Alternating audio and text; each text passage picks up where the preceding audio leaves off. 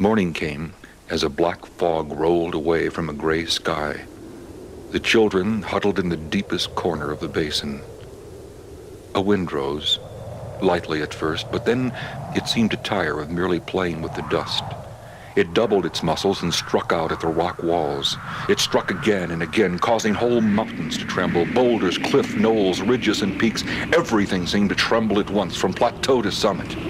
All at once, the children, frightened by the horrible holocaust around them, started to run. An uproar of screaming wind shot down upon them, shifted and inhaled them in its center. It swept them high above the mountain and the planet of Uneik, and then in a final gesture shook them into the lonely universe.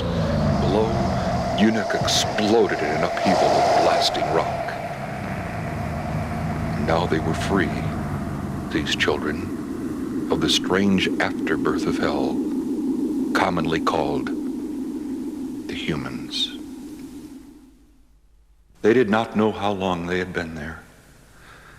They remembered the wind, the explosion, and the voyage into space, but then the blackness came. They had awakened in darkness, silence and cold.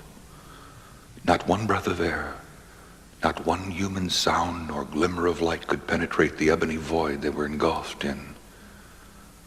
They could no longer distinguish between being awake or asleep. Dreams and reality blended with a mixture of day and night in their minds. Their world was plunged into annihilation. A golden vision of heaven appeared and then disappeared in a hideous nightmare. A faith in God edged in the shadows of their thoughts. They had heard about God and heaven from the hags who had taken care of them on Uneik. And this faith in God, it appeared as music that was being played at too great a distance to be clearly understood. At times, the understanding of heaven shone clear in their troubled minds and then faded with doubts and questions.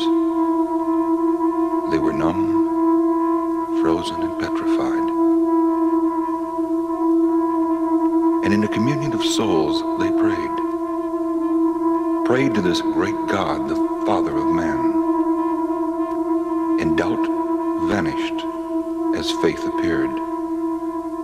And yet the black void still held them. They knew they were lost, and yet this faith in this great God of heaven had enlightened their souls. And they arrived at a complete understanding of life.